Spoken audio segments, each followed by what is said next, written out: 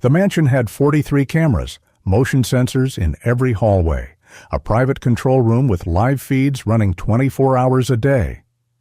Ethan Caldwell had built the most sophisticated surveillance system money could buy, all of it, every lens and every wire, dedicated to one purpose: protecting his paralyzed 4-year-old son.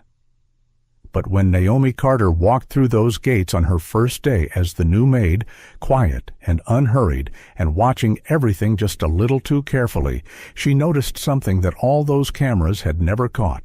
And what she uncovered inside that house would force a billionaire to realize that the one thing his system could never monitor was the truth. Just before we get back to it, I'd love to know where you're watching from today, and if you're enjoying these stories, make sure you're subscribed. The gates opened slowly, like something reluctant to let her in. Naomi Carter sat in the back of the hired car, watching the iron bars part with a mechanical precision that matched everything else she'd read about Ethan Caldwell. The driveway stretched ahead like a runway, flanked by perfectly trimmed hedges that hadn't been allowed to grow a single inch out of place. The mansion at the end of it was massive: white stone, tall windows, and a front entrance framed by pillars that were more statement than necessity.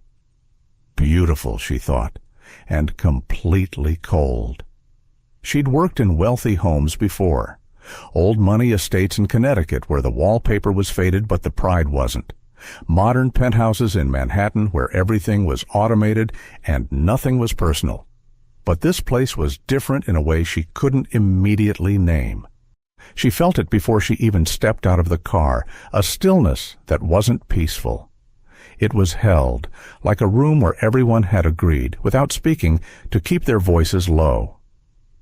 The driver carried her single bag to the entrance, without a word. A woman in a pressed gray uniform opened the front door before Naomi even reached the top step. "Ms. Carter." The woman's tone was practiced, polite but measured. "I'm Helen, head of household staff. Mr. Caldwell is expecting you." Naomi followed her inside. The interior was exactly what the exterior promised: vast, immaculate, and deeply impersonal. High ceilings, marble floors so polished they reflected the light in soft waves. Art on the walls that had been chosen for value rather than feeling. Everything in its place, everything deliberate. She noticed the staff before she noticed the rooms. 3 of them passed through the entrance hall in the time it took Helen to lead her toward the east wing. Not one of them made eye contact with Naomi. Not one of them spoke. They moved with their heads slightly down and their paths carefully calculated, like people who had learned that taking up too much space had consequences. The third one, a young woman carrying a stack of fresh towels, nearly brushed past Naomi in the doorway and reflexively stepped aside with a small flinch, the way people flinch around things they've been trained to avoid. She recovered quickly and kept walking, but Naomi had seen it. It wasn't fear exactly. It was something more specific than that. And it was the particular posture of people who had grown so accustomed to being observed that the habit of self-monitoring had become involuntary. She had seen it in institutional settings. She had not expected to see it in someone's home.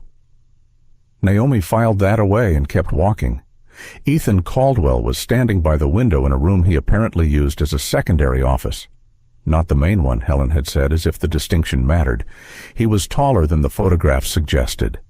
Lean, with the kind of controlled posture that came not from confidence alone, but from years of never allowing himself to fully relax.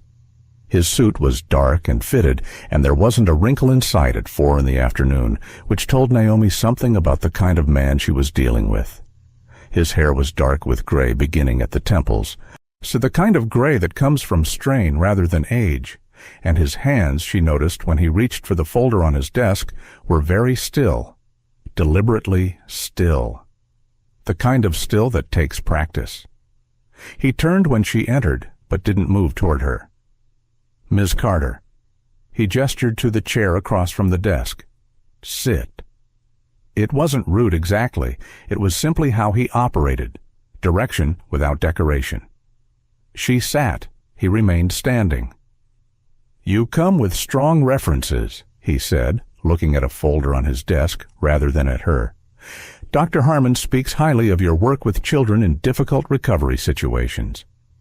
"Dr. Harmon is generous," Naomi said. Ethan finally looked up. His eyes were a pale gray, and they assessed her the way a person might assess a contract, looking for the clause that would cause problems later. "My son's name is Liam," he said. "He's 4. 18 months ago, he had an accident that left him with partial paralysis in his lower body. He's been through 2 rounds of physical therapy. A 3rd is scheduled.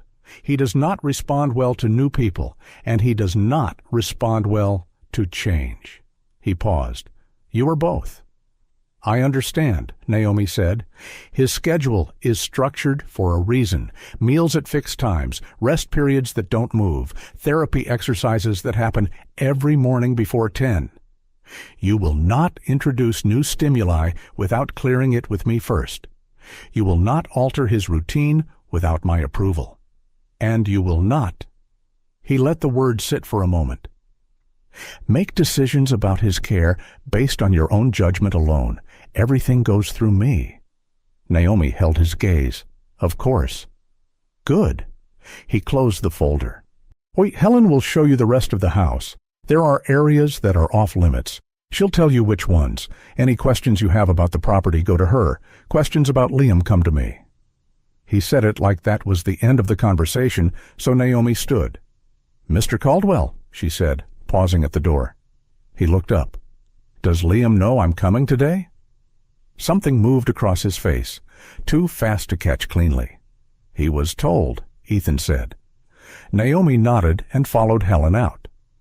The tour of the house took nearly 40 minutes, and that was without going into the East Wing's upper level, which Helen skipped over with a smooth redirect that Naomi noticed but didn't push. The house had everything: a chef's kitchen, a sunlit therapy room, a library that smelled of books that had actually been read, a garden that was accessible via a ramp, clearly installed for Liam. The care taken in designing around his limitations was evident. Ethan Caldwell may have been cold in person, but whoever had designed this space had thought deeply about a small boy's daily experience. She was shown to her room on the ground floor, simple, clean, with a window that looked out onto the east garden. Nice enough. She set her bag on the bed and stood in the center of the room for a moment, breathing. Then she looked up. It was small, barely noticeable if you weren't looking. A tiny lens, no larger than a shirt button, set into the molding above the bookshelf at an angle that gave it a wide view of the room. Not the bathroom, just the room. Naomi looked at it for exactly 2 seconds, then turned away and began unpacking. She'd known about the cameras before she arrived, but it was part of why she'd taken the position. She met Liam that same evening, just before his dinner. He was in the therapy room when Helen brought her in, seated on a low padded bench, his small hands resting on his knees, with a stillness that no 4-year-old should naturally have. The room itself was thoughtfully designed, low shelving with toys arranged within reach of a seated child, soft light from 2 lamps rather than the harsh overhead fixture, a ramp connecting the slightly raised section where the equipment sat to the main floor. Someone had thought carefully about all of it, about what Liam's daily experience of the world would look and feel like at his height, from his position. That care was visible in every detail, and it made Ethan Caldwell harder to read, not easier. A man who did this much for his child's comfort and this little to warm a room with his own presence was a man who expressed love through logistics. His physical therapist, a quiet man named Greg, was packing up for the day, and a caretaker named Sandra, mid-50s, efficient-looking, with silver-streaked hair pulled back tight, stood near the door with her arms folded. Liam looked up when Naomi entered. He had his father's gray eyes, but where Ethan's were calculating, Liam's were watchful in a different way. Careful, like a child who had learned very early that the world required close attention. "Liam," Greg said gently, This is Naomi. She's going to be helping around the house. Liam looked at Naomi without speaking. He didn't look afraid. He just looked at her the way someone looks at something they aren't sure they can trust yet. Openly uncertain, which was at least honest. Naomi crouched down to his level. "Hi," she said simply. Nothing more. He didn't respond, but he also didn't look away. That was something. Sandra stepped forward. He's had a long day. He needs dinner and then rest. Her tone wasn't unkind, but it was firm in a way that felt more like a boundary than a fact. Naomi stood. "Of course," she said. "I'll let him settle in." She caught Liam's eyes one more time on her way out. He was still watching her. And in those eyes, beneath the quiet and the careful stillness, was something she recognized. Not from a textbook, from experience. He was holding something in, something heavy. That night, the house settled into its rhythms. Dinner was served at 6:30 on the dot. Staff ate separately in a small dining room near the kitchen. Naomi sat with two other full-time staff members, a groundskeeper named Paul, who mostly talked about the weather, and a young woman named Becca, who cleaned the upper floors and answered every question in monosyllables. Naomi watched and listened. After dinner, she walked the first floor slowly under the pretense of learning the layout. She moved through the hallways at an unhurried pace, letting herself absorb the details of the space. That was when she found the second camera. It was positioned in the narrow corridor that connected the east wing to the staff quarters. Not aimed at any room, not pointed at any entrance. It was directed at the corridor itself, specifically at the stretch of hallway that only staff would ever use. There was no reason for a safety camera to be placed there. Liam never came down that corridor. There was nothing of value in that direction. She stood in front of it for a moment, looking at the small green indicator light, thinking. Then she walked on. Across the house, in a room that wasn't on any floor plan Helen had shared, Ethan sat in front of a wall of screens. 12 feeds, all active. The kitchen, the therapy room, the garden, the hallways, the entrance, the guest quarters, the staff corridor. He watched Naomi pause in front of the staff corridor camera and look directly into the lens. His hand, resting on the desk, went still. She held the look for a moment, not long enough to be theatrical, just long enough to be deliberate. Then she walked away. He leaned forward slightly in his chair, studying the feed.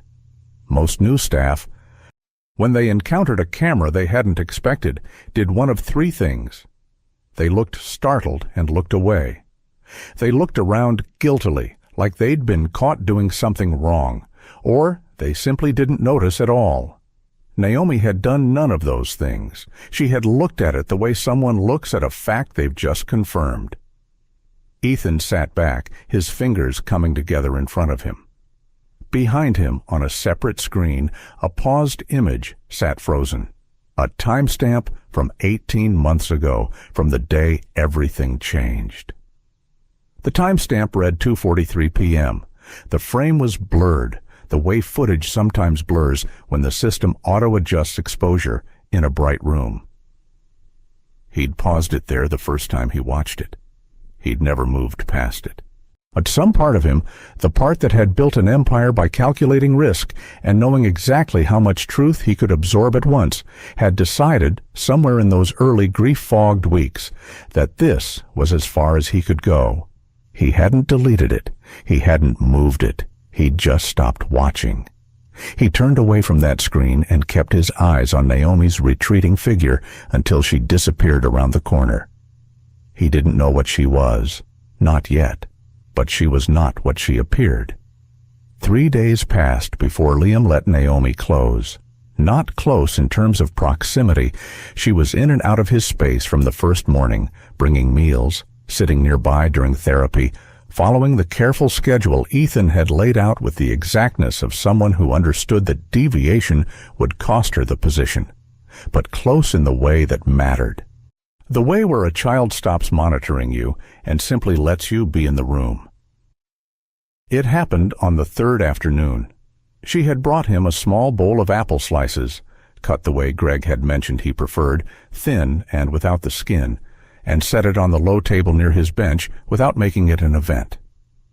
Then she sat on the floor nearby, not facing him, and began to do nothing in particular. She wasn't performing calm. She just was calm. After about 10 minutes, Liam reached over and took a piece of apple. That was it. That was the moment. She didn't react, didn't smile too wide or say something encouraging that would have made it strange. She just stayed where she was, and he chewed his apple quietly, and between them the air felt, for the first time since she'd arrived, like something other than held breath. He didn't speak much. But Naomi had been told this in the briefing, that Liam had significantly reduced verbal communication since the accident, that therapists attributed it to a combination of trauma and the kind of internal withdrawal that some children fell into after major physical disruption. He understood everything said to him. That was clear. His comprehension was intact, perhaps even sharp. He simply chose, for reasons of his own, to keep his responses minimal. But he communicated. That was what the reports had missed. On the fourth morning, she watched him during a quiet period in the therapy room. He had a set of wooden blocks on the floor in front of him, and he was arranging them. Not building, arranging. And as she watched, she realized the arrangement wasn't random. He was grouping them by weight, by the sound they made when tapped together, and by some internal logic she couldn't immediately read. Then he picked up a wooden spoon, left over from an occupational therapy session, and began tapping the floor. Tap, tap, tap. Pause, tap. She watched the rhythm. It repeated. Tap, tap, tap. Pause, tap. Not random. The pauses were consistent. The intervals between the group taps were too measured to be accidental. She'd worked with children who used rhythm and repetitive motion as a way to manage anxiety. Some rocked, some hummed, some traced patterns on surfaces with their fingers. But this had a different quality. It felt intentional in a way that went beyond self-soothing. It felt like someone trying to say something in a language that hadn't been offered to them yet. She didn't say anything, just watched. Later, when she was alone, she sat with it, the pattern, or the careful arrangement of blocks, the way his eyes tracked things in the room that others seemed not to notice. Liam wasn't a child who had retreated from the world. He was a child who had retreated from people. He was still very much present. The question was what had made the distinction so necessary for him. She noticed the anxiety response on the fifth day.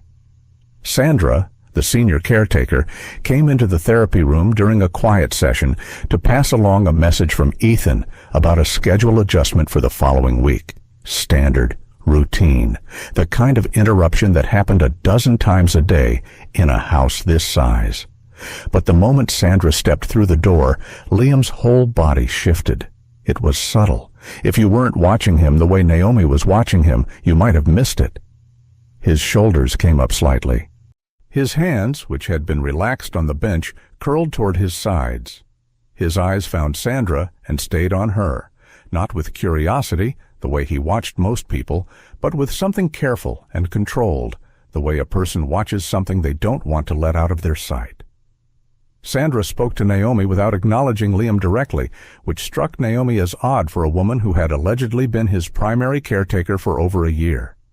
She delivered the message, made a small adjustment to something on the shelf by the door, and left. The moment she was gone, Liam exhaled. It was barely audible, but it was there. Naomi filed it away with everything else. Ethan was watching, of course. He was always watching. By the end of the first week, he had noticed several things about Naomi Carter that didn't fit the profile of a household employee, even a skilled one.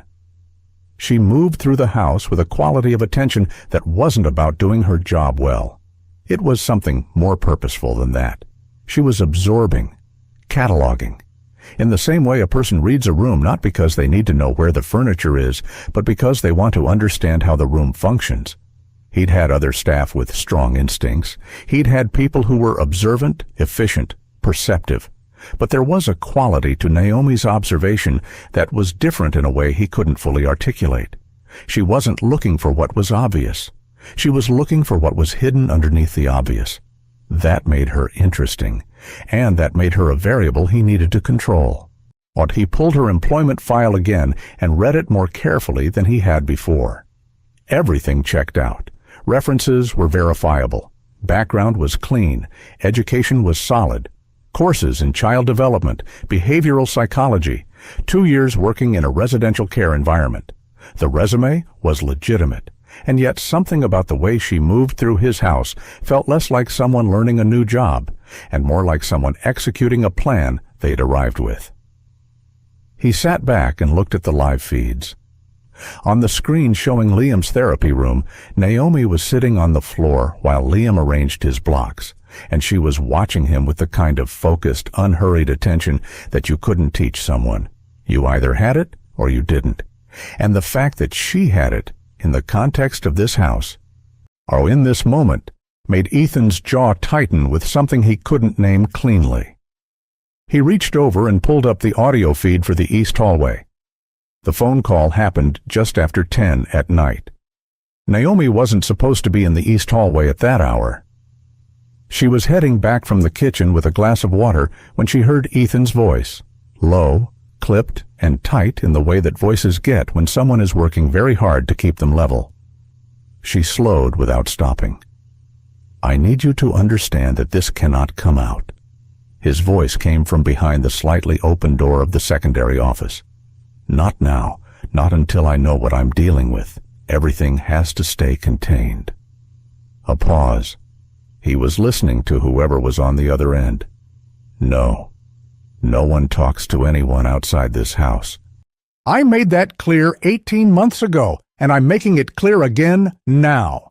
What happened to Liam stays inside these walls until I decide otherwise."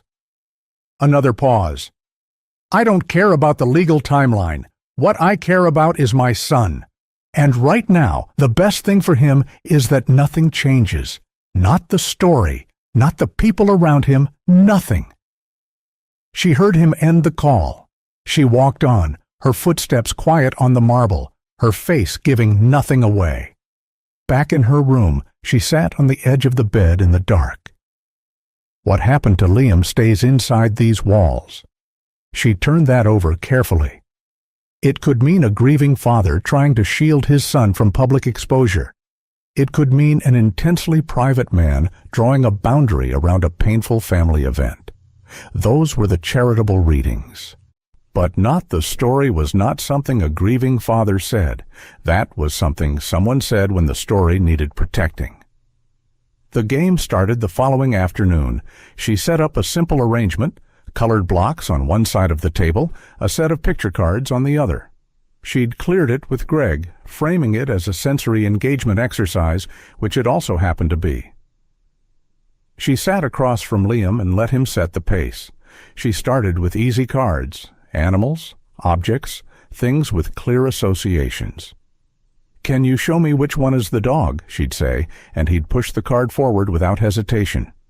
Then, slowly, she shifted the nature of the questions. Not aggressively, just gently, the way you shift a conversation by degrees rather than angles. She put down a card showing a house. "Can you show me something that made you feel scared?" He looked at the card for a long moment, then he reached out and covered it with his hand. She moved on without pressing, but her heart was doing something loud behind her sternum. Later, she placed a card showing two people standing close, ambiguous, not threatening, and asked him to show her, using the blocks, which one of the people felt angry. His hand hovered. Then, slowly, he moved a red block to one side of the table. And the other blocks, all of them, he pushed to the opposite side. One figure, separate, alone. She sat with that for a moment, keeping her face still, her voice easy. "Okay," she said softly. "Good job, Liam." He looked up at her, and for just a second, something in his expression shifted, a small, almost imperceptible loosening. It's like a knot that had been pulled tight for a very long time and had just been touched for the first time by something that wasn't trying to pull it tighter. The dismissal happened 2 days later. His name was Ron, a maintenance worker who'd been on the estate for nearly 3 years. Naomi didn't know what had been said between him and Ethan. She only knew what she saw. Ron leaving through the service entrance with a cardboard box and a look on his face that wasn't quite anger and wasn't quite relief, but something in between. Helen confirmed it that evening in the manner she confirmed everything, briefly, with no invitation to follow up. "Ron's contract has ended," she said, and that was the full story according to Helen. But Naomi had overheard, earlier that same day, the beginning of a sharp exchange between Ron and Ethan in the main corridor. She'd only caught fragments, Ron saying something about "what I saw," and Ethan's voice dropping so low it became a warning rather than a reply. After Ron left, the house absorbed the gap he'd left with practiced ease. No one mentioned him. No one asked. They simply adjusted their routines around his absence the way water finds the shape of a new container. Naomi watched the rest of the staff that evening. Not one of them seemed surprised.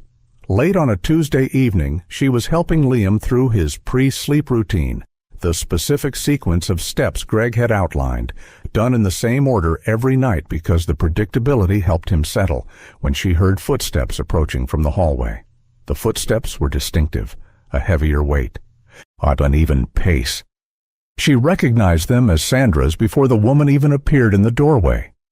Liam's hand, which had been resting loosely in hers, closed tight. Not a casual grip, a grip that came from something specific.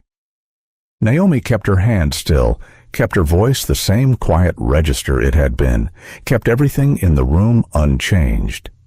She did not look at Sandra. "He's almost settled," she said, without turning. "5 more minutes?" There was a pause in the doorway. Then Sandra's footsteps retreated. Liam's hand didn't loosen for another full minute. When it finally did, Naomi looked down at him. His eyes were half closed, the way they got when his body was winding down despite his mind's efforts to keep watch. She stayed where she was until his breathing evened out. Then she walked to the window and stood there in the dark, looking at the garden, and let herself think. The cameras, the restricted feeds, the deleted footage she'd seen referenced in a file she shouldn't have been able to access through a system gap she'd spent 4 days finding. The way Ron had been silenced and removed. The way Sandra moved through the house with a quiet claim to authority that nobody had officially assigned her. And Liam, small, silent, watchful Liam, who had gripped her hand like someone who understood in his bones the difference between safe and not safe. She turned and looked at the camera in the corner of the hallway outside his door. Ethan was watching. She knew that by now, with certainty. He was watching everything, all the time, watching the feeds with the intensity of a man who believed that if he saw enough, he would eventually see the right thing. But there were things the cameras hadn't caught, things they weren't positioned to catch. And she was beginning to believe that the gaps in the surveillance system weren't accidents. They were choices. Someone had designed those gaps deliberately. And the question that had been sitting at the edge of her mind since her first night in the house moved now to the center of it. Was the person who designed those blind spots trying to hide something from Ethan? Or had Ethan designed them himself to keep certain truths from reaching a surface he wasn't ready to face? She walked back to her room slowly, her footsteps quiet, her mind anything but. The house watched her go. And somewhere in the dark, behind a wall of screens, Ethan Caldwell sat very still, watching her walk away, and asked himself a question he'd been avoiding for 18 months. What if he had been watching everything and still missed what mattered most? The second week began the way the first had ended, with Naomi watching and Ethan watching her watch. But something had shifted. The house felt the same on the surface. The routines held. Meals at their fixed times. Greg arriving at 8:30 for Liam's morning therapy. Sandra moving through the corridors with her particular brand of quiet authority. Helen managing the household with the efficiency of someone who had long ago stopped thinking of the work as personal. All of it exactly as it had been. Except that Naomi had started moving differently, not dramatically, not in a way that would trip any obvious wire. The changes were small, a slightly different route to the kitchen in the mornings, a tendency to pause at certain junctions in the hallways as if she'd forgotten something and was retracing her steps, occasional moments where she would stop near a window or a doorframe and look out at something with an expression of mild distraction. It looked completely natural. It was completely deliberate. She was testing the system. She already knew the cameras were there. She had cataloged most of them in the first week. The visible ones that Ethan apparently didn't bother hiding, positioned as standard security fixtures in common areas, and the less obvious ones she'd found through careful attention to angles and indicator lights. What she was doing now was something more specific. She was mapping reaction times, watching to see whether a deviation in her movement would generate a response, a staff member appearing slightly earlier than usual in a corridor she'd entered, a door to a restricted room closing just before she reached it, a message from Helen about a routine she hadn't actually broken. Ethan had real-time access to those feeds. If he was watching her as closely as she believed, her movements would create ripples. By the third morning, she'd confirmed it. She took a route past the East Wing's upper staircase, off limits, according to Helen's tour, and within 11 minutes, Helen appeared to remind her about a supply inventory that needed checking in the opposite direction. It was smooth, it was practiced, and it told Naomi that Ethan was not just reviewing footage at the end of the day. He was watching live. She adjusted accordingly. The blind spots took longer to find. She'd expected gaps. Every surveillance system had them, even meticulously designed ones. The human eye, even translated through a camera lens, could only hold so many angles at once. But the gaps in this system were unusual. They weren't where engineering limitations would naturally place them. They were in specific, deliberate locations. Corners that would be easy to cover with a repositioned lens, but hadn't been. A stretch of hallway near the therapy room's secondary entrance where the camera angle stopped just short of a full view. A small alcove off the main sitting room where two walls came together at an angle that killed any line of sight from the nearest mounted lens. Deliberate gaps, she kept thinking, not oversights. She started using them quietly, standing in the alcove while she thought, pausing in the hallway stretched near the therapy room when she needed a moment that wasn't recorded. She kept it infrequent enough to look accidental, but she was learning the language of this house's unseeing places, and it was telling her something she hadn't fully expected. Someone had built these gaps into the system, and whoever had done it knew exactly what the cameras could and could not see. It was in the hallway stretch on a Wednesday afternoon that Liam spoke for the first time. Not full words, not a sentence, but real language. Something intended to communicate a specific thing offered to a specific person with the vulnerability that takes more courage in a frightened child than most adults ever have to find. Naomi had brought him to the therapy room for his afternoon quiet period, and Greg had stepped out briefly to take a call. Sandra was elsewhere in the house. The corridor outside was empty. Naomi was seated on the floor near the low bench, close enough to be present but far enough not to crowd him, and Liam was holding a small wooden block in both hands, turning it over slowly. She wasn't asking him anything. She was just there. Then, very quietly, in a voice that was barely more than breath-given shape. "Loud," he said. And then, after a pause, "Before."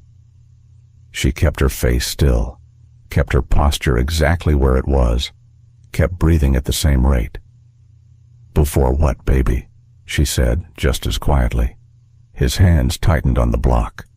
He didn't answer the question, but his eyes, those careful, watchful gray eyes, moved to the door. Then back to her. "Loud," he said again. She nodded slowly.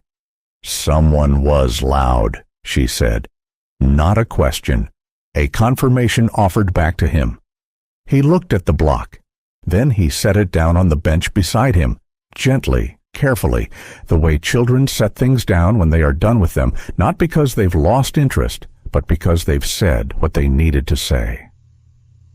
She sat with it for a long moment after Greg returned and the session resumed. Loud, before. It wasn't much, but it was the first unsolicited communication she'd gotten from him that was directly tied to the event, and it had come in one of the camera's blind spots. She didn't think that was a coincidence. She thought Liam, in whatever way a 4-year-old understands such things, had learned where the watching stopped. Ethan noticed the shift in her patterns by Tuesday of that same week. He pulled up her movement logs. The system tracked timestamps and locations automatically, so he had a record of everywhere she'd been within camera range, and studied them over the course of an evening in his control room. There were gaps, small ones, places where Naomi simply dropped out of the visible frame for short periods, 3 minutes here, 5 minutes there. The system flagged these as normal dead zones. Ethan had always known they existed. He hadn't considered them a liability because staff didn't generally know about them. He looked at the pattern of her gaps and felt something tighten behind his sternum. They weren't random. He was not a man who believed in coincidence. He had built his company on the principle that patterns were always intentional, even when the person creating them didn't realize it. And this pattern, these specific dead zones accessed in a specific sequence, never repeated too closely together, was the work of someone who had mapped his system. He pulled up her feed and watched her in real time for a long while, saying nothing, thinking hard. She was smart. He had known that from the beginning. He had not known how smart, or what kind of smart, or what exactly she was doing with it. He picked up his phone, set it back down, picked it up again. He didn't make the call. Instead, he pulled up a different screen. Older footage from the week after the accident, when the system had been running, but he'd been too wrecked to watch it carefully. He scanned through hours of footage from that period, looking for something he'd never allowed himself to look for before. So he found it near the end of a long night of searching. A timestamp, a location, a movement. He sat very still and looked at what was on the screen. Then he closed the feed and pressed both hands flat against the desk and breathed. She found the toy on a Thursday morning. She was reorganizing the lower shelving in Liam's room, a legitimate task Helen had asked her to handle, when her hand reached behind a stack of soft storage boxes and touched something hard. She pulled it out slowly. It was a small plastic truck, red once, now faded, with one wheel missing and a long crack running across the cab from front to back. The kind of damage that didn't come from ordinary play. It looked like something that had been struck or fallen from a significant height onto a hard surface. She turned it over in her hands. On the underside, and in the gap where the missing wheel had been, there was something caught in the plastic, a trace of something dark, dried to a crust. She didn't jump to conclusions. It could have been mud, paint, juice from a spilled cup, but the way it was distributed, pressed into the joint rather than smeared across the surface, suggested it hadn't gotten there through ordinary contact. She set the truck back where she'd found it. Not because she wanted to leave it there, but because she understood that moving evidence before you understood what it was, evidence of was the fastest way to lose the thread. She memorized its exact position behind the boxes and kept moving through the task. The staff records were not difficult to access, not because the system was poorly secured, but because Naomi had found a gap in the household management software through a login terminal in the supply room that had been set up for inventory access and never properly restricted. She didn't go looking for it deliberately. She found it because she was thorough, and thorough people eventually find the things that careless ones leave open. She didn't take much time in the records, just enough to cross-reference the staff schedule from the day of the accident against what she already knew. What she found was a gap she hadn't expected. Sandra's log showed her clocking in at noon on the day of the accident, but an earlier version of the same record, a draft version still cached in the system, showed a different clock-in time. a time that would have placed her in the house and specifically near Liam's play area, on 90 minutes earlier than the official log reflected. A 90-minute discrepancy. The accident had occurred at 2:43 p.m. Naomi sat with that number for a long moment. Then she closed the terminal and walked away with measured steps, the way you walk when you've just found something that changes the shape of everything else you've been looking at. That same evening, Ethan was in his control room well past midnight.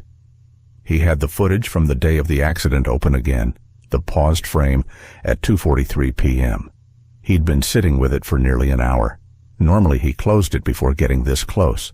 Tonight, he didn't close it. He moved the playback forward. 1 frame, 2 frames. Then he stopped, and he sat there in the blue light of the screen with his elbows on his knees and his hands covering his mouth. And he looked at what was on the screen without letting himself look away. He didn't watch it fully. Not yet. But he moved further than he ever had before, and what he saw in those few additional frames, the blurred edge of a figure, the posture of a small body attempting to move in a direction away from something, settled into him like cold water. He reached over and paused it again, sat back, stared at the ceiling. For 18 months he had told himself the cameras had missed it, that the system had failed, that it was a blind spot, the one angle he hadn't covered, the one moment that had slipped through. But sitting here now, looking at the footage, he was beginning to understand something he didn't want to understand. The footage hadn't missed anything, he just hadn't let himself watch it. The tension in the house changed on a Friday. It was the kind of change that doesn't announce itself, it just arrives in the texture of things. In the way Ethan paused slightly too long before giving Naomi a routine instruction that morning. In the way his eyes tracked her when she crossed the main hall, not with the careful analytical distance he'd maintained before, but with something closer and less controlled. Like a man who has been holding a question inside long enough that it has started to show on his face, whether he means it to or not. He tested her at lunch. Naomi was carrying Liam's afternoon snack through the corridor when Ethan appeared from the direction of his office, not something he did during working hours. He fell into step beside her, which was unusual enough that she noted it immediately without letting it register on her face. "Liam seems more settled this week," he said. "He's getting used to the routine," Naomi replied. "Greg says he's more verbal during sessions." "That's good to hear. He says it started around the same time you joined the household." She glanced at him briefly. "Children respond to consistency. It takes time." "It does," Ethan agreed. Then, after a pause that was precisely 1 beat too long, "You seem very comfortable here, Ms. Carter, for someone who's only been here 2 weeks." She stopped at Liam's door and turned to face him. "Is that a problem?" He looked at her with those pale gray eyes that were, she was increasingly sure, the same eyes Liam used to look for things that weren't obvious. "Not at all," he said. "I'm simply observant." "So am I," she said, and she went inside. She heard him stand in the corridor for a moment before walking away. She decided that evening that it was time. Not the full truth, not yet. The full truth required more than she currently had, and offering it prematurely would only close doors she still needed open. But she could give him enough to reframe the way he was looking at her, enough to make him consider that she might be more valuable as an ally than a suspect. She asked Helen to pass along a message that she'd like a brief word with Mr. Caldwell after Liam's bedtime routine. Helen passed it along with the particular neutral expression of someone who has learned not to react to anything. Ethan was in the secondary office when she arrived. He didn't look surprised to see her, which told her he'd been expecting this in some form. He gestured to the chair, and this time, unlike their first meeting, he sat down too. "You wanted to speak with me," he said. "Yes." She folded her hands in her lap. "I owe you some transparency." He said nothing, just watched. My background isn't only in household management, she said. Before I took on private care positions, I spent 4 years working in residential settings for children with complex trauma histories. Behavioral observation, communication support, recovery-oriented care. It's why I work the way I do with Liam. The methods aren't standard Maid's work. I should have disclosed the full extent of my background during the hiring process. A long pause. Something shifted in his expression, not softening exactly, but a recalibration. He was updating his model of her. She could see it happening. "Why didn't you?" he asked. "Because in my experience, when families know you have that kind of background, they either over-rely on you in ways that aren't appropriate, or they become defensive, as if the expertise implies a judgment of how they've handled things." She looked at him steadily. I didn't want either dynamic. I wanted to simply do the work. Another pause, longer this time. "And the work," he said carefully, "involves what exactly?" "Watching, listening, building trust slowly, without forcing it." She paused. "The same things you're trying to do with your surveillance system, just from a different direction." The air in the room shifted. Not dramatically. Ethan was too controlled for dramatic shifts, but something about the way he held his shoulders changed. "That's a direct thing to say," he said. "You're a direct person," she replied. "I thought you'd prefer it." He looked at her for a long moment. Then he looked at the surface of his desk, and in his profile, she saw something she hadn't seen before. Not calculation. Something older and heavier than calculation. "How long have you known about the control room?" he asked. "Since the end of the first week," she said. He nodded slowly, as if he had expected something close to that answer and was confirming it rather than being surprised. "And the gaps in the system?" She held his gaze. "I noticed them." "And what have you concluded from noticing them?" "That they were intentional," she said. "Which makes them interesting, because someone either built them in to protect their own movements or to protect someone else's." He was very still. You're suggesting I designed my own surveillance system with blind spots." "I'm not suggesting anything," she said. "I'm telling you what I observed." The silence stretched for nearly a full minute. Outside the window, the garden was dark, the lights along the pathway casting low amber pools across the hedges. "Liam's trauma isn't purely physical," she said, shifting the ground carefully. "I think you know that. The paralysis has a physical cause, but his recovery has been slower than it should be for the injury he sustained. That kind of stall usually means there's a psychological component, fear that hasn't been processed, something the body is holding on to because the mind hasn't been given a safe way to release it yet." Ethan's jaw worked once. "The therapist said, the therapists don't spend unstructured time with him," she said. "Not the way I do." She paused. "He's communicating. Not in the way adults expect children to communicate, but he's communicating. And what he's communicating suggests that the accident wasn't something that happened to him randomly. It was something he witnessed, and something he's afraid to remember out loud." The silence that followed was different from the previous ones. Fuller, heavier. "Tell me what he said," Ethan said. His voice was quiet in a way that wasn't calm. It was quiet the way things are quiet when someone is holding them very carefully because they know that if they don't, something will break. "Loud before," she said. "And he positions himself physically when I use indirect exercises. He consistently separates one figure from the group. One figure that has a quality he communicates as angry." She let that sit for a moment.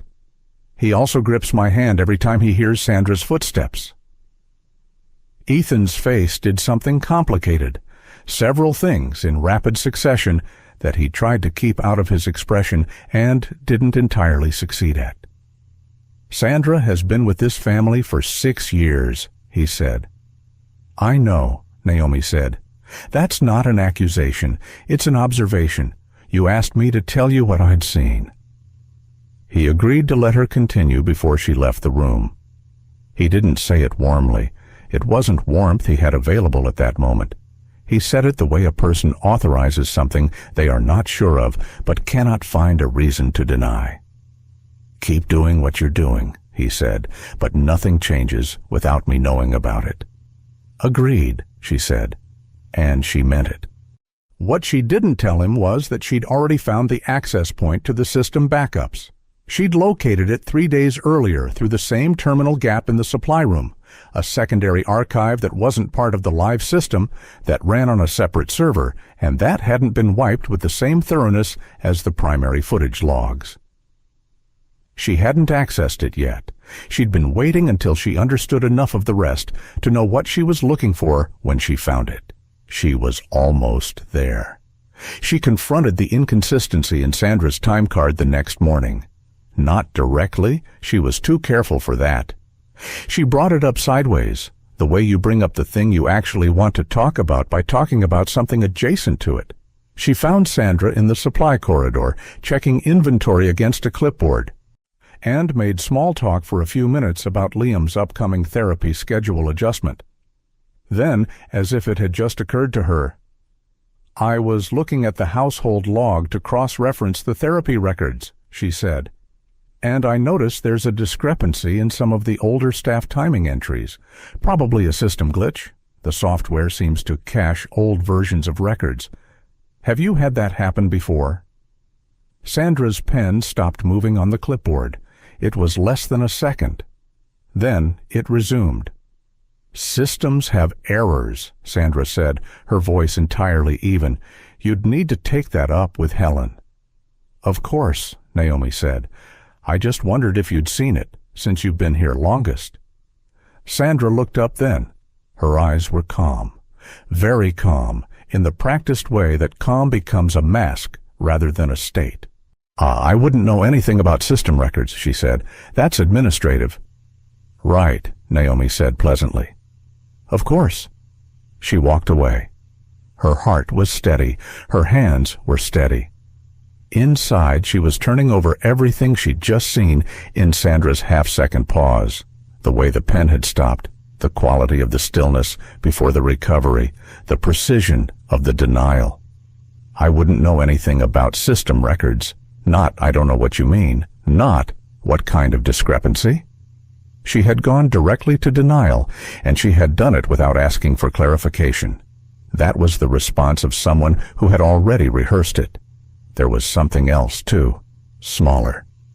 The way Sandra had looked up from the clipboard when she answered, not at Naomi's face, but just past it, a half-inch to the left.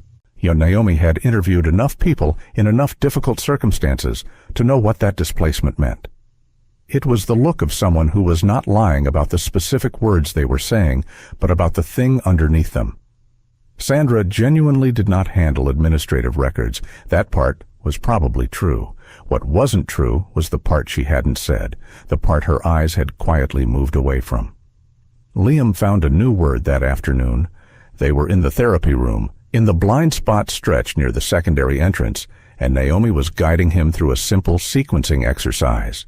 Picture cards arranged in order of what came first, what came next.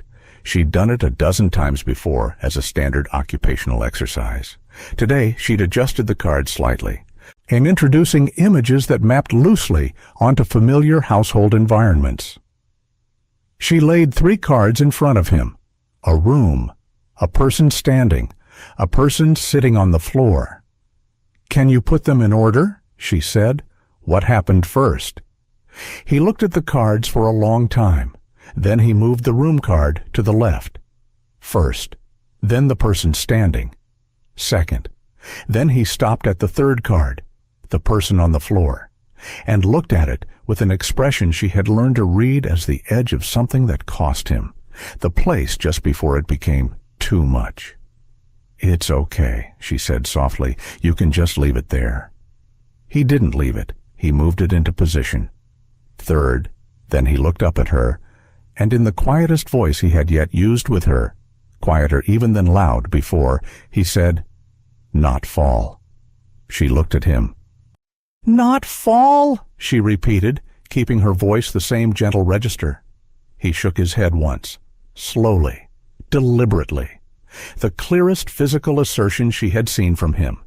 She exhaled through her nose, kept her face the same. "Okay," she said. "Okay, Liam." He reached over and took a piece of apple from the bowl she'd brought, like it was settled now, like the saying of it had done what it needed to do. She sat with the weight of those two words long after he had moved on to other things. Not fall, simple, absolute. The testimony of a 4-year-old who had been waiting in his careful, quiet way for someone to ask the right question in the right way at the right time. She went to the backup archive that night. The terminal was in the supply room, and the house was dark and settled. She moved through it without a light, by memory, counting doorways. Sat down at the terminal, accessed the backup server through the gap she'd found, navigating by feel through a menu system that was old and unloved and had not been updated in years. She searched by timestamp. The primary footage from 2:43 p.m. on the day of the accident had been deleted from the main system. She'd known that from the log reference she'd found in her first week, but backup systems don't always sync perfectly with deletions, especially old ones, especially ones that nobody has thought to maintain carefully because the person who should have maintained them was in a grief spiral and the person who needed them gone thought they were. The file was fragmented, corrupted at the edges, but it was there. She opened it. And the image was blurry. The system was trying to reconstruct damaged data and doing it imperfectly. But she could see enough. A room, small furniture, a child's play area, and at the edge of the frame, entering from the left, a figure. The figure moved toward the center of the frame. Then the footage cut out. She sat in the dark supply room and looked at the frozen, pixelated image on the screen. Her pulse was very even. Her breathing was controlled. She had trained herself a long time ago to stay level when the thing she had been looking for finally arrived. She looked at the figure in the frame, blurred, incomplete, but present. And she thought about Liam's voice in the therapy room that afternoon. 2 words offered to her with the simple certainty of a child who had been carrying a truth he had never been asked to name. Not fall. She saved the fragment to a separate drive she'd brought with her. Then she closed the terminal, sat for a moment in the dark, and for the first time since she'd walked through the gates of this house, allowed herself to feel the full weight of what she was now holding. She had the beginning of what she needed. And somewhere in a room not far from here, a 4-year-old boy was sleeping, and slowly, in the way that truth sometimes works, beginning to breathe a little easier. 3 days after she saved the fragment, Naomi watched it again.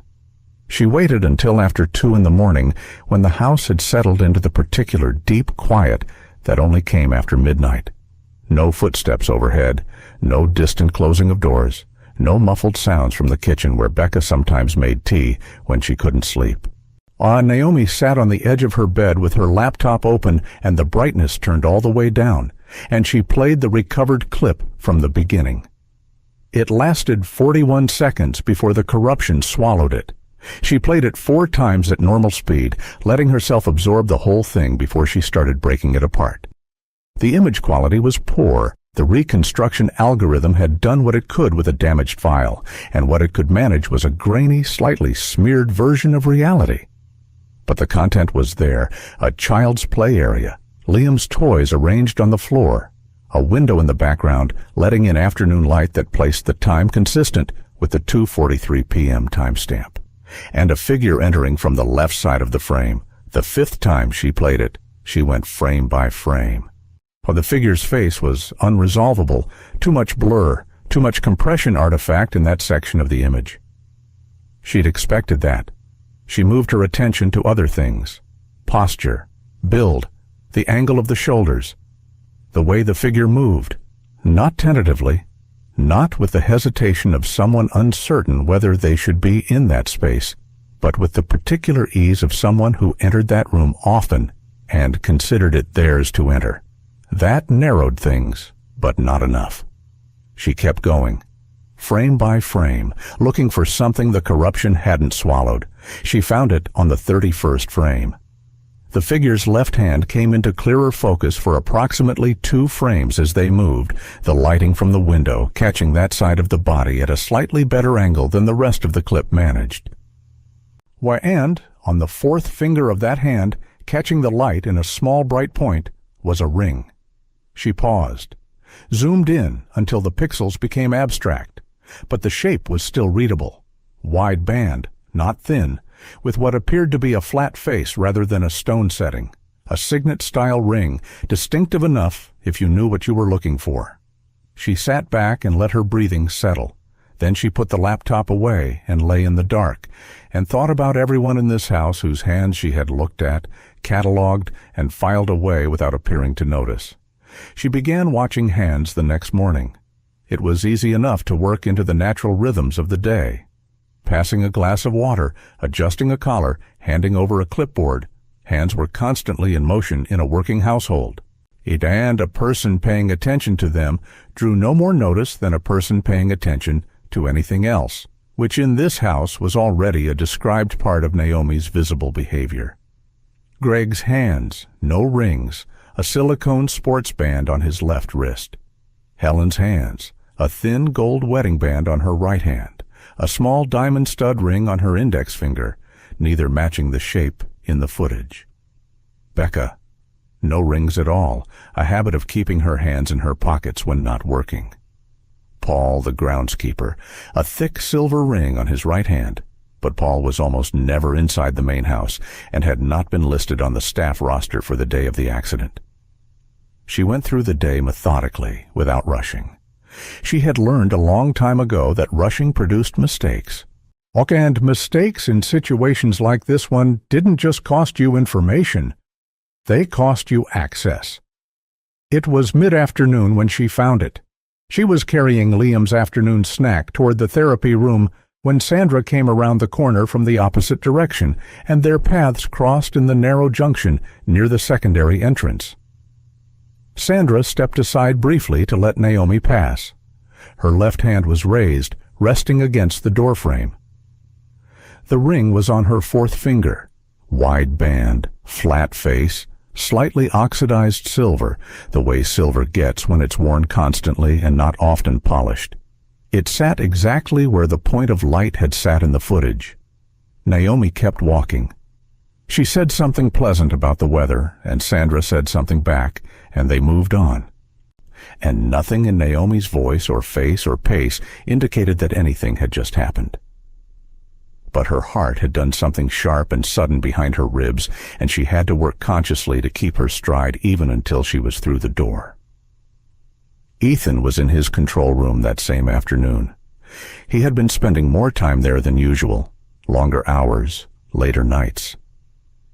Naomi had noticed the change through small signs. The sound of his office door later in the evenings, the look on his face at breakfast, which had acquired a quality of someone working through something difficult and not sleeping enough in the process. He had the older footage open, the corrupted file from 2:43 p.m. He had watched it before. He'd admitted that to himself now, in the privacy of his own accounting, that he had watched pieces of it without letting himself see what they contained. Tonight he played it from the beginning and didn't let himself pause. He watched the figure enter the frame. He watched Liam's small body turn toward the incoming presence. And then, this was the part he had always stopped before, begin to move away. Not a stumble, not a loss of balance, a deliberate attempt to increase distance from the figure moving toward him. Ethan pressed his hands flat on the desk again, the way he had the night he'd first moved past his stopping point. He kept watching. The footage deteriorated badly in the final seconds, the reconstruction collapsing into noise. But he had seen enough. He had seen Liam moving away, and he had seen the figure continuing forward, and then the clip ended. He sat in the blue light for a long time.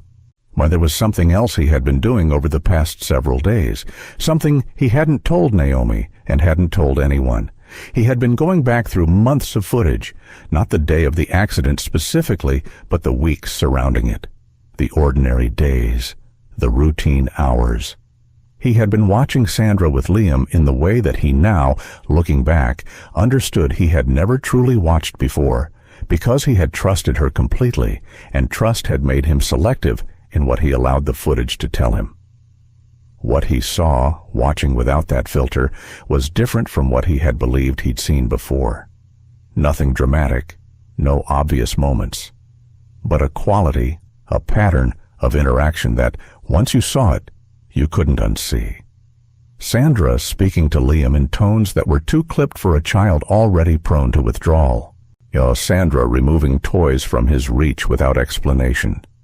Sandra's face when she thought the camera angle was poor, which it often was, in the rooms where he'd built the gaps, carrying an expression he would have dismissed before as tiredness and now recognized as something that sat closer to contempt. He thought about Liam gripping Naomi's hand every time he heard Sandra's footsteps. He thought about 18 months of calling it a phase. He reached for his phone. Naomi was in the corridor outside Liam's room when her phone buzzed with a message from Helen. Mr. Caldwell would like to meet this evening, 9 o'clock, his office. She read it, put the phone away, and went in to check on Liam. He was awake, sitting up in his bed with a book open in his lap, a picture book about animals he couldn't read yet, but liked for the illustrations. He looked up when she came in, and something in his face did the thing it had started doing recently, the thing that had taken her a week to identify correctly. It wasn't exactly a smile. It was the expression of someone who has been waiting for a specific person and is relieved that it's them at the door. She sat on the edge of his bed and looked at the book with him for a few minutes without speaking. Pointed at an elephant, pointed at a giraffe. He touched each picture with one small finger, tracking them. Then, without preamble, he looked up at her and said, clearly and quietly, "Not fall. Pushed." 2 words more than last time, and the second one, pushed, landed in the room with a weight entirely disproportionate to its size. She held his gaze and nodded slowly. "I know," she said, softly, steadily. "I believe you." He looked at her for a moment longer. Then he looked back at the book. She stayed until he was asleep, and then she sat in the corridor outside his door with her back against the wall and both hands in her lap, and let everything she was carrying settle through her in the way it needed to before she could move again. Not fall. Pushed. She already knew. She had known since the hallway with Sandra's ring. But hearing it from him, in his small, careful voice, offered to her freely, made it something different, made it solid in a way that evidence alone couldn't. She was at Ethan's office at 9 o'clock precisely. He looked like he hadn't eaten. He was standing when she arrived, couldn't seem to make himself sit. And the screens in the background of the room, visible through the partially open control room door, showed paused footage. She didn't look at it directly. "Close the door," he said. She did. "I watched it," he said. He didn't specify. He didn't need to. "I know," she said. He turned away from her and stood at the window. Outside, the garden was dark. "I've been going through footage for the past week, older footage, from the months before." A pause. "I missed things.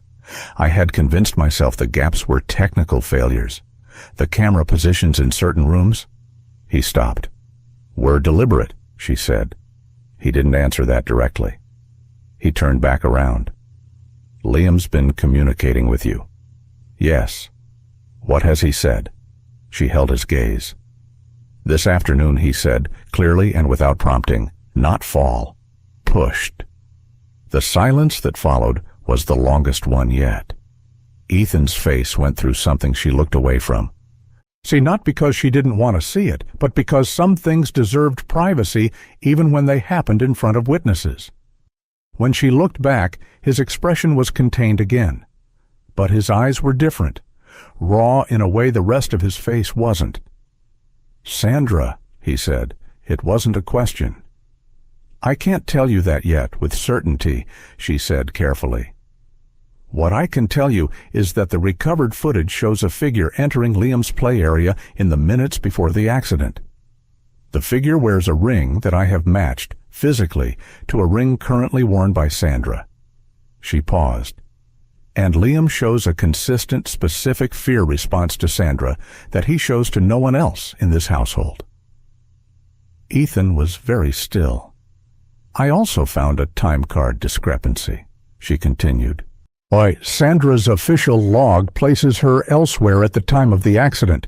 A cached version of the record places her 90 minutes earlier, which would put her in the house and near Liam's play area during the relevant window." He said nothing for a long time. "Why are you telling me this now?" he said finally.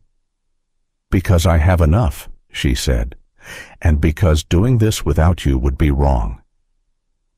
He looked at her with an expression she couldn't fully read, something between gratitude and grief, and the particular anger of a man who has understood all at once the full cost of the system he built. She had anticipated that Ethan would move fast. She had been wrong about that. He did not move fast. He sat with everything she had given him through the night and into the following morning. And when she saw him at breakfast, he looked like a man who had not slept and had no intention of pretending he had. He poured coffee without speaking to anyone and stood at the kitchen window and drank it. And no one in the staff spoke either, because the quality of his silence that morning was the kind that discouraged speech. Naomi understood the delay. She had dealt with people in this position before, people who had trusted completely and discovered the trust had been catastrophically misplaced. There was always a period after the information arrived but before action became possible where the person simply had to hold the weight of it, where they had to absorb what it meant, not just for the event itself, but for every day that had followed the event, every decision made in the shadow of a false understanding. Every morning they had watched their child struggle and told themselves it was healing, when part of what they were watching was the ongoing cost of an unaddressed wound. Ethan was doing that now. She gave him the space to do it. What she could not give space to was Sandra. Something had changed in Sandra over the past 2 days. Naomi couldn't point to a single thing. It was cumulative. A new deliberateness in how Sandra positioned herself, a tendency to appear in corridors that Naomi was using, saying nothing, simply being present in the way that was technically unremarkable, but that had a specific quality of monitoring to it. Twice Naomi had arrived at Liam's therapy room to find Sandra already there, engaged in some small task that could have been done at any other time. And she had begun trying to change Liam's routine. On Tuesday, she suggested to Greg that Liam's afternoon quiet period be moved to a different room, the sitting room on the west side, which was further from the therapy room's secondary entrance, further from the blind spot in the corridor, further from the places where Liam had slowly, carefully begun to breathe. Greg had deferred to Naomi on the change, and Naomi had said pleasantly that they should keep consistency for now, and Sandra had smiled and agreed and said nothing further. But the attempt had been made. And the thing about an attempt like that, dressed up as routine care, offered with a reasonable face, was that it was impossible to object to directly without appearing unreasonable yourself. That was how it worked. That was how it had probably always worked with Sandra. Every move made in the language of concern, in every boundary pushed in the vocabulary of helpfulness. Naomi had encountered this pattern before, in professional settings very different from this one, and she knew it for what it was. Control exercised through plausible deniability, so thoroughly integrated into a person's manner that even they might not fully recognize it as control. Naomi began making sure she was never between Sandra and an exit when they were in the same room. She cataloged Sandra's movements the way she had cataloged the cameras, systematically, without apparent effort, building a picture. Liam, meanwhile, was changing, not dramatically, but the way a room changes when someone opens a window, the air was different. He was initiating contact now, something he had not done in the early weeks. He would bring a toy to where Naomi was sitting and set it near her. Not asking anything, just placing it in her orbit. He was making sounds more frequently during therapy, not yet language, but the precursor to language, the kind of vocalizing that Greg noted with visible cautious optimism in his session reports. And he was moving slightly more, small things, shifting his weight, reaching for something at the edge of his range rather than waiting for it to be brought closer. His lower body still didn't respond the way it should.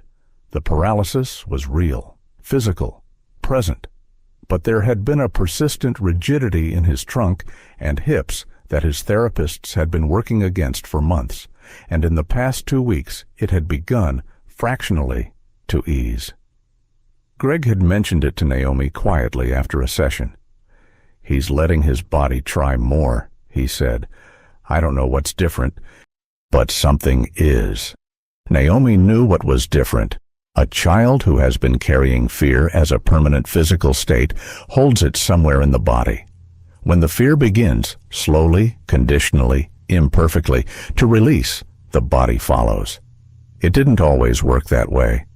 But it was working that way for Liam, and watching it happen was the thing in this house that required the most effort to receive without showing. She had dealt with children like Liam before, not in a mansion, not in circumstances this specific, but children who had learned to make themselves small and still as a form of protection. What people misread as damage was often something closer to strategy. The mind finding a way to survive a situation the body had not been able to escape. The challenge was never convincing the child to speak. It was convincing them that speaking would not make things worse, that the person sitting across from them was not another variable in the same equation they had already learned to fear. Liam had taken 2 weeks to reach that conclusion about Naomi, and the progress since then had been quiet but steady and entirely his own. Ethan called her to the control room on Wednesday evening. He had the footage open, not the corrupted clip, but the older material. He had organized it in a way that told her he had spent considerable time on it. Timestamps highlighted, sections flagged. He walked her through what he had found over the past weeks of self-directed review, and she listened carefully, adding what she knew where it fit, and when he was done they sat in the low light of the screens and were quiet for a moment. "She's been altering her routine," Ethan said. "Since Monday." "Yes," Naomi said. "She knows something has changed." "She suspects," Naomi said. "She doesn't know what I found or what you've seen, but she can read shifts in behavior the same way I can. She's been in this house long enough." Ethan looked at the screen showing the live feed for the main corridor. Empty. "She tried to move Liam's afternoon schedule. Greg told you." "Greg tells me things when he thinks they matter." He paused. "He's been telling me things about Liam's progress, too. He thinks you've done something remarkable with him in a short time." "Liam did it," Naomi said. "I just stayed in the room." Ethan was quiet for a moment. "She planted doubt about you," he said. 2 weeks ago. She came to me and suggested that your interest in Liam was unusual, that your methods were outside your stated role. She said she was concerned you might be developing an unhealthy attachment." He glanced at Naomi. "I didn't act on it." "But you considered it," Naomi said. "No accusation in it. A fact." "For about an hour," he said. "Then I watched you with him for the rest of that afternoon on the feed, and I stopped considering it." She nodded. "She's trying to isolate him from you," he said. "The schedule change, the appearance in corridors. I've watched the pattern. She's done it before, with the staff member before you, and the one before that." He said it quietly, and the quiet of it was worse than anger would have been. "I thought she was being protective of Liam's routine. I told myself she was doing her job." The control room was very still. "I want to handle this carefully," Naomi said. If she suspects we have the footage, she may try to access the backup server before we've secured what's there. "I've already isolated the server," Ethan said. "Last night. It's offline and the existing data is locked." He paused. "I'm not a man who does nothing when he understands the situation." "I know," she said. "What I'm asking is that we don't move too quickly on Sandra herself. If she panics, and we don't yet have the complete picture, she may create problems for Liam's testimony, such as it is, by attempting to reframe his responses or interfere with his care." Ethan's jaw tightened. "You think she'd use him?" "I think she already has," Naomi said evenly. "That's the concern." He looked at the screen for a long time. "What do you need?" "One more day," she said. "I want to complete the fragment analysis. There's a section in the last 5 frames of the clip that the reconstruction algorithm hasn't fully resolved yet. I think there's more visible in the room than we've been able to see." He nodded. She had the fragment open again at midnight, running it through a different reconstruction approach she'd found in the backup server's own toolkit, an older algorithm, less sophisticated, but better at recovering spatial information from certain types of corruption. The last 5 frames were still largely noise, but in frame 39, for less than a second, the corruption cleared slightly at the upper right corner of the image, the corner showing the edge of the doorframe Liam had been moving toward. The doorframe was empty, meaning that at the moment the corruption cleared, Liam had not yet reached it. He had been moving toward it. And the figure had been moving toward him. And the footage ended before either trajectory completed. But in frame 39, with the doorframe briefly clear, the spatial information told her something new. The figure's arm was raised. Not in the way a person raises an arm to reach for something on a shelf, in the way a person raises an arm in a gesture that carries force. She stared at the frame for a long time, not fall, pushed. She saved the reconstructed frames, compiled everything into a single organized file, and labeled it carefully. Then she sat back and looked at the wall of her small room and let herself acknowledge what this had become. Not a suspicion anymore, not a careful working hypothesis. It was the shape of what had happened, assembled from enough pieces that the gaps no longer changed the picture. A 6-year trusted caretaker. A moment of rage or frustration in a child's play area. A 4-year-old who could not escape quickly enough, whose body had paid the price, and whose silence had been the one mercy the situation offered the person responsible, because a child who barely spoke could not, it seemed, be heard. Except that he could. He had spoken to Naomi, in blind spots, in quiet moments, in the space she had deliberately made for him. He had spoken, and she had listened. She gathered the files and the drive and thought about Ethan watching the footage in that control room he'd built to see everything, and missing the thing that mattered most because he had trusted the wrong person. The cameras hadn't failed. The trust had. And in the morning, together, they would begin the work of making it right. The morning Ethan called Sandra to his office, the sky outside was overcast and gray, the kind of flat winter light that flattens everything beneath it. Naomi knew it was happening before it happened. She had watched Ethan at breakfast move through the meal with the particular focused stillness of someone who has made a decision and is now simply waiting for the right moment to execute it. He drank his coffee. He looked at nothing specific. And when Helen came in to confirm the day's schedule, he said quietly that he would need Sandra in his office at 10. Naomi kept Liam in the therapy room. She had Greg run an extended session, not because she was hiding Liam from what was coming, but because the therapy room was far enough from the main office that sound wouldn't carry, and because whatever happened at 10 o'clock, Liam did not need to be near it. She sat in her usual spot on the floor and watched Liam work through his exercises with Greg, and she was present in the room while also listening, in some interior way, to the rest of the house. At 3 minutes past 10, she heard the office door close. Ethan had arranged the room deliberately, not to intimidate. He had long since learned that intimidation was a tool for people who didn't have evidence. He had the compiled files open on his laptop, the reconstructed footage queued, and the printed time card comparison on the desk in front of him. When Sandra entered and sat across from him, he looked at her for a moment without speaking. The way he looked at things he was assessing completely before he committed to a response.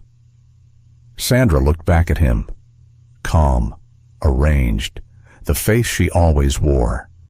"I want to talk about the day of Liam's accident," Ethan said. Something moved in Sandra's eyes. Not fear, not yet. Something more controlled than fear. A rapid internal adjustment, the kind a practiced person makes when a situation arrives that they have already modeled and prepared for. "Of course," she said. "It was a terrible day. I think about it often." "I'm sure you do," Ethan said. He turned the laptop to face her. He played the footage from the beginning. He let it run through all 41 seconds without commentary. He watched her face while she watched the screen. She was good. He would give her that. The response was measured, a slight tightening around the eyes that could pass for distress at watching something painful, a small shift in her posture that mimicked the language of someone confronted with a difficult memory. Now, if he hadn't spent the past week studying her patterns frame by frame, he might have believed it.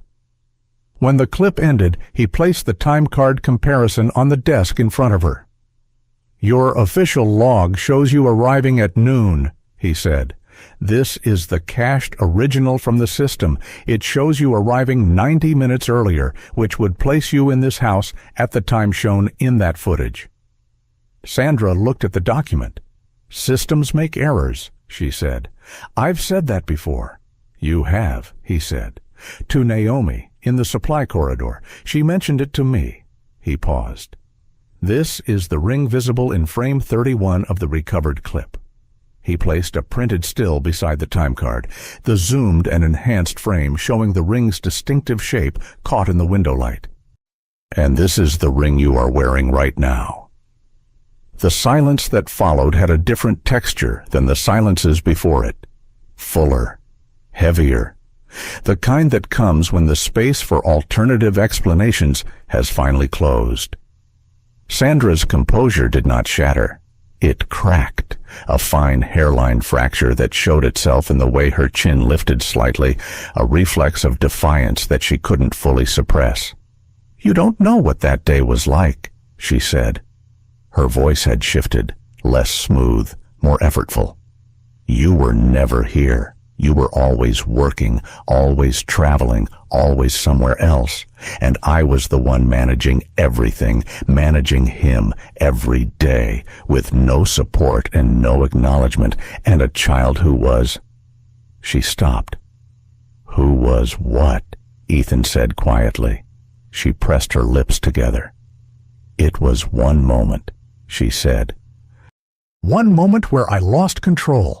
I didn't mean for him to fall." The word landed in the room like something dropped from a height. "He didn't fall," Ethan said. His voice was very quiet. "That's the point, Sandra. He didn't fall." Her jaw worked. "I was frustrated. I had been managing him alone all morning. He wouldn't cooperate with the therapy exercises. He kept moving away and She stopped again. When she started again, her voice had the quality of someone trying to reshape a story around an admission they hadn't intended to make. It wasn't intentional. It was a moment of frustration that went too far, and I panicked, and I didn't know how badly he was hurt at first. By the time I understood what had happened, everything had already started moving, and "You changed the log," Ethan said. "Yes." "You arranged for the primary footage to be deleted." A pause. "Yes."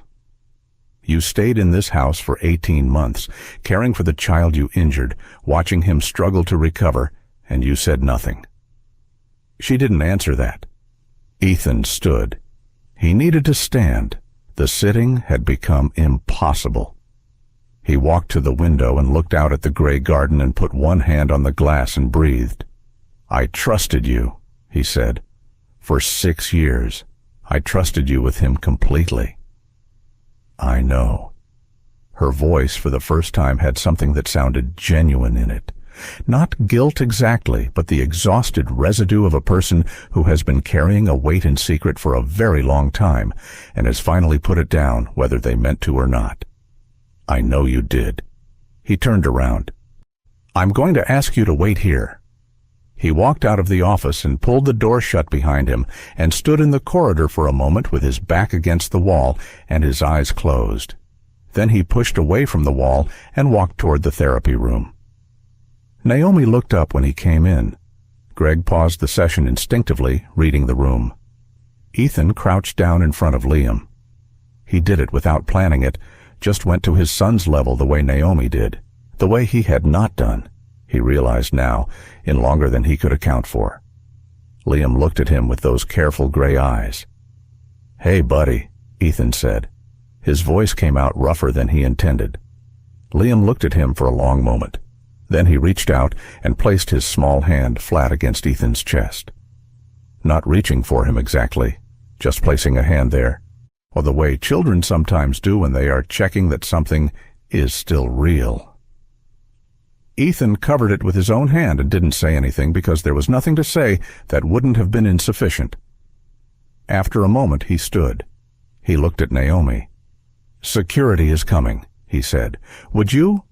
"I'll stay with him," she said. He nodded and left. Sandra was escorted from the property by early afternoon. She left with the same composed face she had maintained for 6 years, held together from the outside even as whatever was inside had long since ceased to organize itself coherently. There were no scenes, no shouting. Ethan had made calls that morning, legal, precise, handled with the efficiency of a man who knew how to move resources when he had decided to move them. The matter was now in other hands, and the house would cooperate fully. When she was gone, the door closing behind her with a soft and final click, the house felt different almost immediately. Not lighter exactly, too much had happened for the air to feel light, but less held, less compressed, like a space that has been braced against something for a long time and has finally been allowed to simply stand. It was the specific quality of a room after a window has been opened, not transformed, but breathable in a way it hadn't quite been before. The staff moved through the rest of the day quietly. Helen maintained the schedule without being asked. Greg stayed an extra hour to work with Liam through the disruption. Paul appeared from the garden to fix a gate latch that had been broken for weeks, as if the day had somehow given him permission to address things that had been waiting. Naomi kept Liam's afternoon as normal as she could manage, and he let her, and by evening he was settled in his room with his picture books and his wooden blocks arranged in the particular patterns he favored, and the quality of his stillness was different from the stillness she had first encountered. That first stillness had been a held breath. This one was closer to rest. Ethan spent that evening alone. Naomi knew it because she heard the control room door open and close around 9 o'clock, heard it from her room down the corridor. And then nothing. No voices, no movement for a long time. She went to check on Liam at 10. He was already asleep. She stood in his doorway for a moment, listening to his breathing, then walked back toward her room. She was passing the control room when she saw that the door was ajar. Pale blue light came through the gap. She stopped. Through the door, Ethan was sitting in the chair before the wall of screens. He wasn't looking at the footage. He wasn't reviewing anything. He was just sitting there with his hands in his lap, looking at the screens the way a person looks at a thing they've spent a long time believing in and are now trying to understand the shape of honestly. Then he reached forward. One screen went dark, then another, then another. One by one, methodically and without drama, he shut them off until the room was dark except for the small indicator lights along the desk. He sat in the dark for a moment. Then he stood and walked to the door and opened it and found Naomi standing in the corridor. And they looked at each other for a moment without speaking. "He's asleep," she said. "Good," Ethan said. He looked back at the dark room. "I don't know how to do this differently," he said. I don't know how to protect him without—" He stopped, tried again. "Every decision I made, I thought I was keeping him safe." "I know," Naomi said, "and instead, you kept him in a house with cameras and schedules and people you'd vetted and resources most parents can't imagine," she said, "and one of those people made a terrible choice and covered it up. That's what happened. Not your system, not your intention, her choice." She paused. "What comes next is just a different approach. Not because the last one was worthless, because Liam needs something the cameras can't provide." He looked at her. "What does he need?" "You," she said simply. "Or in the room, not watching him from another room, in the room with him." He was quiet for a moment, then he looked down the corridor toward Liam's door. "He put his hand on my chest," he said, "in the therapy room when I crouched down." "I saw," Naomi said. "He's never done that before." "He knows you were there today," she said. "Children understand more than we give them credit for. He felt something shift. He was checking that you were still there." Ethan absorbed that. Then he pulled the control room door closed behind him and walked down the corridor. Not back to his office, but toward the part of the house where his son was sleeping. And Naomi watched him go. In the days that followed, the house reorganized itself around an absence and a presence. The absence was Sandra, the particular shape she had occupied in the daily structure of the household, the routines built around her role, the authority she had accumulated quietly over 6 years. Removing her left gaps in the schedule that Helen filled without complaint, and Greg helped navigate, and that Liam, who had felt her presence as threat rather than comfort, did not appear to miss. The presence was Ethan. Not the version of Ethan who had moved through the house before. Purposeful, self-contained, interfacing with his son primarily through updates and reports and carefully reviewed footage. A different version, one who appeared in the therapy room without an appointment and sat on the floor the way Naomi sat, without purpose beyond being there. One who took Liam's picture books from the shelf and sat beside him on the bed and pointed at animals without commentary. One who was visibly uncertain about how to do it and did it anyway. Liam watched him with the careful assessment he applied to everything. He didn't immediately close the distance, but he didn't move away.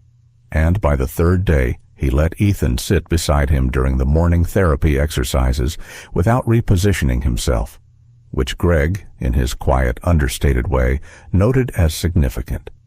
It was 1 week after Sandra's removal that Ethan came to find Naomi. She was in the garden, a place she'd started spending time in the late mornings, partly because the outdoor light was good and the air helped her think, and partly because Liam had recently shown interest in the garden and she was scoping it for the possibility of including it in his routine. Ethan came down the ramp that had been built for Liam's wheelchair access and walked across the stone path and stopped near the bench where she was sitting. "Can I ask you something?" he said. "Of course," she said. He sat down beside her on the bench, which surprised her. He was not generally a person who sat beside people. He looked at the garden for a moment, the bare winter hedges, the amber light on the stone. Then he looked at her. "Why did you really come here?" he asked. "Not the version you gave me in the office, the full version." She had been waiting for this. She had known it would come, had expected it before now, if anything. She had prepared for it and still found, when it arrived, that the preparation only took you so far. There is no entirely comfortable way to tell someone the truth about the reason you entered their life. You can frame it carefully, and she had, and the framing would help. But the core of it was still what it was, and she had learned that the only real option with truths like this was to offer them plainly and let the other person decide what to do with them. 4 years ago, she said, I was working on a case. Indirectly, I wasn't the primary. A consulting role for a family advocacy organization dealing with a situation involving a child in a corporate adjacent care arrangement. She paused. The case connected to a company that your company had a subsidiary partnership with at the time. A negligent situation, A child was harmed through a failure of oversight. The people responsible had resources and the family didn't, and the outcome was not just. She stopped, started again. The child in that case didn't recover the way Liam is recovering, and I made a decision after that if I encountered a situation with the same shape, I wouldn't approach it from the outside. Ethan was very still. When I heard about Liam's accident, she said, and the inconsistencies in what was being reported, the timeline, the nature of the injury, the way information about it had been kept internal. It had the same shape, not identical, but the same underlying structure, a child, a closed environment, people with the power and motivation to control the narrative. She held his gaze. I wasn't investigating your company. I wasn't here to expose you. I came because a little boy was in a house where something had gone wrong, and the people around him were more invested in the story than in him. The garden was quiet. A bird moved through the hedges somewhere to the left, and the sound of it faded. You should have told me, he said. Yes, she said. I considered it. The risk was that you would remove me before I could find what I was looking for, given how much you valued control of the environment. She said it without apology, but also without hardness. I made a judgment call. I'm not asking you to think it was the right one. He looked at the garden for a long moment. The case 4 years ago, he said. The subsidiary partnership. I didn't know about the negligence situation at the time. I found out afterward. We terminated the partnership. I know, she said. I looked, and you still thought I might be covering something up here. I thought there was something being covered up, she said carefully. I didn't know by whom, not at first. She paused.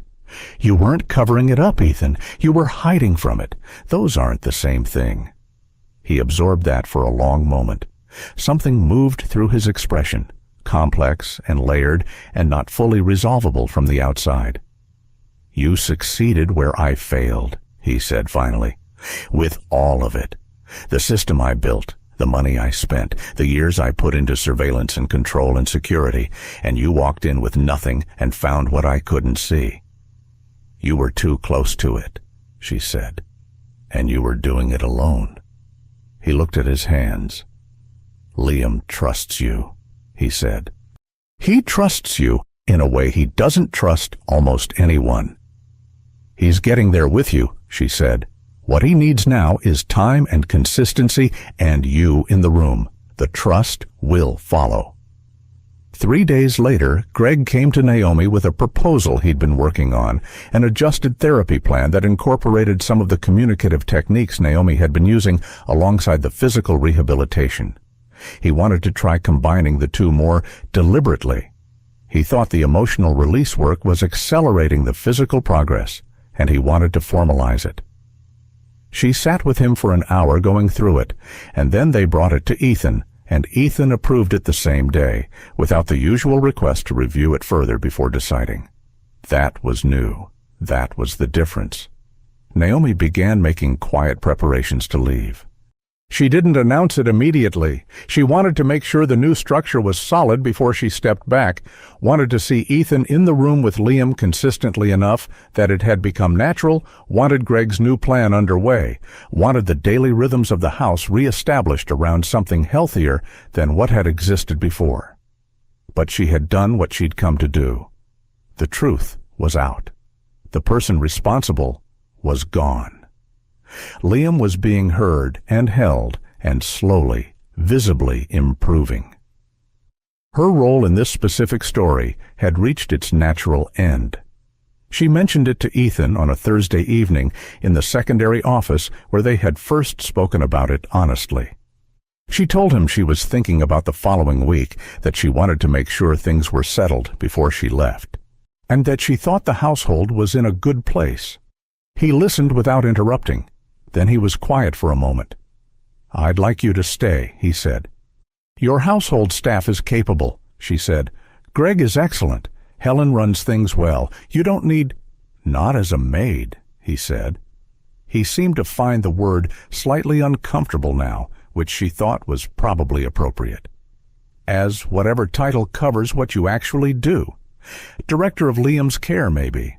Something formal with an actual scope. Work with Greg directly. Work with me directly. Stay involved in his recovery for as long as makes sense. He paused. You said what he needs is time and consistency. I'm asking you to be part of that consistency. She looked at him. He looked back.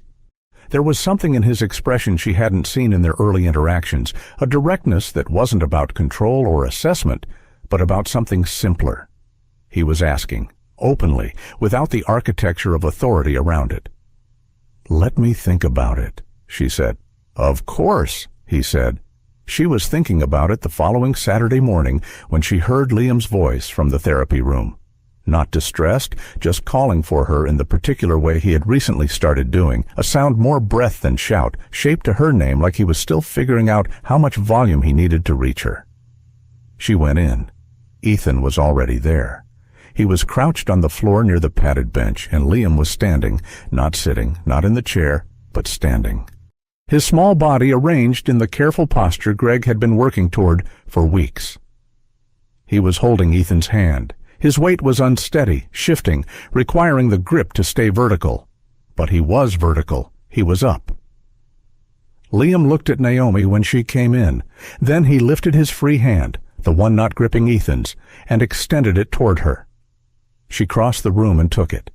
His fingers closed around hers, and she felt the grip.